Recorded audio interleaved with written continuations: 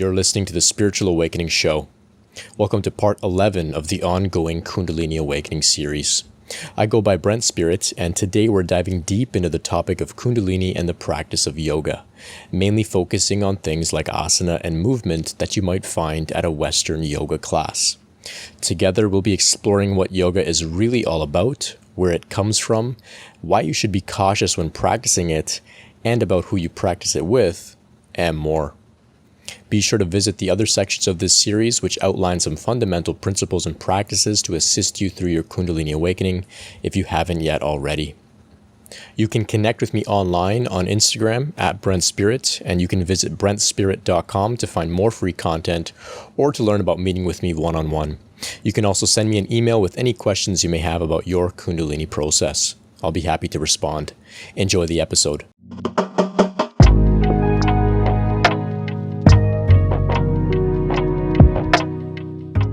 So this is a huge topic, the idea of yoga and Kundalini. Essentially, the entire topic of spirituality, awakening, self-realization, and all that falls under the umbrella of the topic of yoga. But today, I want to specifically focus on offering a deeper understanding and a broader picture of the yoga scene in the Western world, and offer some tips for navigating it within the context of your Kundalini awakening transformation. Spiritual aspirants often reach out to me via email or in sessions with a situation that goes something like this. They were feeling like trying something new, managing anxiety, and or getting some exercise in. And so they went to a few yoga classes at a local studio. There, the teacher guided them through some practices of breath work, known as pranayama, some movement and postures, known as asanas, and some form of meditation. Sometime later, maybe a few weeks, the spiritual aspirant began to feel some very strange things. Energy moving through their body, maybe specifically up the spinal column, having strange sensory experiences like seeing auras, out-of-body experiences, lucid dreaming, emotional upheaval, sudden deep meditative experiences, maybe even some spontaneous body movements. In short, they began to experience signs of a Kundalini process, most likely not knowing exactly what was happening. And so, naturally, they approached their teacher at the yoga studio, hoping for some answers and guidance. But the yoga teacher couldn't seem to help them much, and the aspirant became confused, scared, and generally lost about what to do in terms of the strange phenomena that they were experiencing after attending those yoga classes. So what's really going on in a situation like this? Which, by the way, is rather common. Well, that's what I want to unpack today. Be warned, I might step on some toes here, but I feel that it's important and it's something that I'm passionate about. Yoga in the West is a far cry from its origins in the East. What's offered at local yoga studios is usually done so in a haphazard way by teachers that are unaware of what they're really offering. With that said, most people do in fact benefit a lot from these classes. There's great fun in moving, connecting mindfully with the body, becoming stronger and more flexible, and in joining a like-minded community. I myself am a trained yoga teacher and have spent plenty of time in yoga studios bouncing around on the mat. Most people that visit yoga studios are not in a position to really have any significant spiritual awakening shifts happen as a result of practicing yoga in these ways. They'll be just fine and they won't have to deal with a difficult and challenging spiritual unfolding. But a select few people are sensitive and on the brink of a spiritual transformation and shifts, and they can have their systems pushed too quickly, which can lead to a Kundalini awakening as a result of things like asana and pranayama practice. And if they lack proper guidance, they can find themselves struggling and alone while trying to navigate the experience. So I'm sure you know, yoga originated in India thousands of years ago. The word itself means union, implying union with God. It refers to the uniting of Shakti with Shiva. It's about the experience of Kundalini Shakti rising from the base of the spine to the crown and bringing about a direct and lived experience of self-realization. Therefore, all yoga is really Kundalini Yoga. All yoga is really Kundalini Yoga. So one of the most essential yogic texts, the Hatha Yoga Pradipika, which is where much of the inspiration for the practice of movement and postures that we see today comes from, this text only mentions a very limited amount of postures. It speaks of using these postures to prepare the body to sit in meditation. And most of the text is actually about sitting with the aim of attaining a Kundalini rising and then entering into Samadhi in meditation. So how did the original authors of the texts like the Hatha Yoga Pradipika come to know about these different postures and practices to bring about self-realization? Well, they certainly didn't just make them up themselves through trial and error or through the logic of the intellectual mind or ego. They simply observed the spontaneous phenomena of kriyas as they were occurring for those already in the midst of a Kundalini process. And after enough observation, they documented these different experiences, poses, postures, and breathwork, and created these texts. So remember, they were not overly focused on postures and movement. They weren't doing arm balances and handstands or obsessed with anatomy or posing perfectly like many yoga practitioners are today. They were concerned with attaining union with God, with the direct lived experience of yoga through the Kundalini process and through Samadhi in meditation. But the West has ignored those latter 2 points and instead focused solely on poses and postures. And over time, people have been able to separate the practice of yoga from the idea of Kundalini awakening and meditative Samadhi. The West's obsession with the physical, with the body, and with anything exotic contributed to the practice of yoga being propped up into a massive industry. Today we have so many people teaching yoga and even creating their own styles of yoga, but very few of them are actually self-realized with awakened Kundalini and ability to access Samadhi in meditation.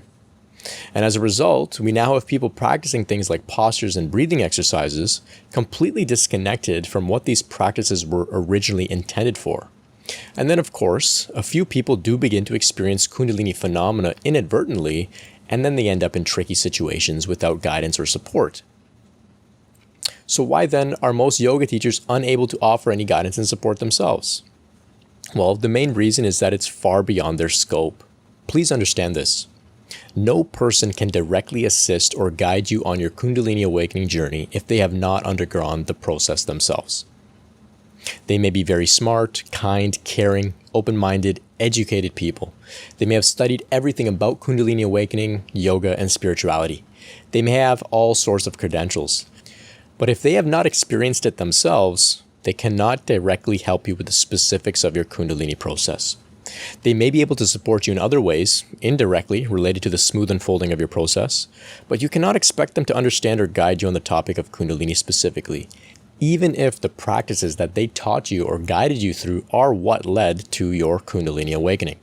Most yoga teachers at a studio have something like 200 to 500 hours of training. They were most likely trained by someone who had been teaching yoga for a long time. But that doesn't mean that any of them are self-realized or that they know anything about what Kundalini really is all about through direct experience. Remember that anyone can claim to be a yoga teacher. There are no requirements. One doesn't even need to take a simple 200-hour training course. Even with these courses and programs, the focus is mainly on postures and movement. They're not concerned with Kundalini awakening or even meditation, generally speaking, from what I've witnessed. Even Kundalini Yoga, which is the brand of yoga as founded by Yogi Bhajan, this is also to be approached with discernment by the sincere seeker or Kundalini aspirant. They're teachers as well. They just take a few hundred hours of training and then they're permitted to go and teach very powerful techniques without proper understanding or direct experience themselves. Ashtanga Yoga, which is the lineage from India founded by Pattabhi Jois, is another questionable tradition with similar patterns of simply pumping out teachers around the world that don't necessarily have any genuine self-realization or experience with Kundalini. Ashtanga Yoga has its origins in European calisthenics. If you go and look back at the history, it's pretty clear. So it's a blend of fitness and asana, branded to appear ultra-spiritual and esoteric. But they're not dealing with genuine self-realization. They're overly obsessed with perfecting postures and not much else. Just go to any Ashtanga studio and see this for yourself. Keep in mind as well, both Yogi Bhajan and Pattabhi Jois have very questionable histories riddled with abuse allegations. There's even a video online of Pattabhi Jois performing the most dangerous adjustments on his students, touching them in perverted and violating ways. And it's from the Ashtanga lineage that many yoga teachers today have been inspired without really looking into its origins. So in my opinion, these people were just running a business. The more students they could train to be teachers of their style of yoga, the more powerful and influential they became. Genuine self-realization was not something that they were really interested in. And many other yoga schools have followed this same sort of business model of selling yoga teacher training programs to students and giving them the certification and the authority to go out and teach without necessarily having any direct experience of self-realization or spiritual awakening or Kundalini awakening or deep meditation and Samadhi. So that's why there are millions of yoga teachers, but so few with any direct experience of these things. And which I might remind you are, of course, the goals of the practice itself. Most yoga teachers that I've met, they don't even have a simple meditation practice. At these yoga studios, the general attitude towards the idea of self-realization, Samadhi, enlightenment, or even Kundalini awakening is that it's a very far out and lofty goal, probably meant to be attained in something like, maybe 1,000 lifetimes from now. Certainly not this lifetime is what they seem to imply and feel. Because it's approached in this way, many don't even bother trying to aim for self-realization or enlightenment or a Kundalini awakening or experiencing Samadhi in meditation. But of course, if you've been following along with my work, with the series, I'm sure you've already sort of integrated this idea into your own life. This is all attainable for you in this lifetime, as long as you maintain a sincere desire and curiosity. There are many living, genuinely self-realized people alive today. Keep this in mind. It's very, very attainable for you as long as you commit to the process. And so that's my long-winded rant about why you shouldn't expect your local yoga studio teacher to help you in the midst of your Kundalini process. They most likely don't have a clue about how to address these things, and that's okay. So how can we approach the idea of practicing movement-based yoga? Should we steer clear of it altogether? I don't think that's completely necessary because, of course, there are some benefits. So instead of avoiding it altogether, it's important to cultivate discernment. So look at your teachers and question what the limits of their scope of knowledge and experience are, and allow them to support you and guide you within their scope, but don't expect them to help you much beyond that. And the same goes for those who are teaching yoga at these studios and whatnot. Know your own scope, know what you're talking about, research, and practice beyond your simple training program. And be humble and ready to admit that you don't know all the answers, and have resources available to refer your students to when they come to you with challenging, energetic, spiritual, meditative, or non-physical, maybe even supernatural phenomena that's challenging for them. Because the practices that we engage in at these yoga studios, whether we're spiritual or not, whether we believe in it or not, they're very, very potent when it comes to moving energy around in the body, when it comes to allowing the nervous system to enter into those deeper, more relaxed, higher states of consciousness, like deep meditation and whatnot. Discernment is an invaluable skill to develop on the Kundalini awakening path. You will likely begin to fly by many of your teachers, mentors, and inspirational figures very quickly. So seek out the greatest teachers that you can find, whether they're in books, in person, or in the non-physical planes. Do not settle for mediocrity. When it comes to the actual practice of yoga and movement, remember that the origins of all these postures comes from the innate intelligence of the human body itself. Your body knows how to move, how to breathe in order to heal and evolve.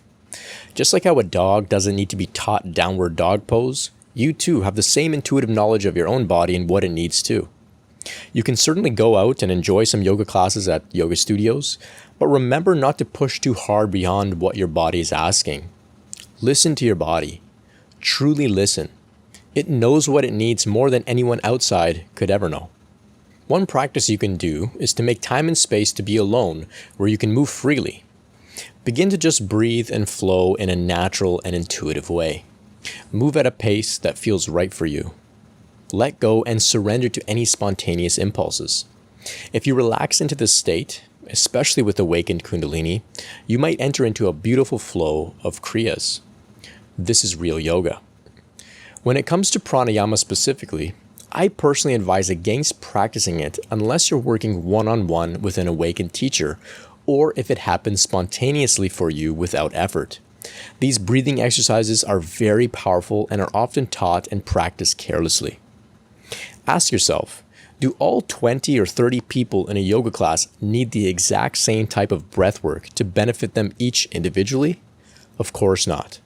Everyone has a different disposition, different state of health, different state of consciousness, and is at a different place in their life. There are no one-size-fits-all pranayama practices that will benefit everyone in the room at the same time.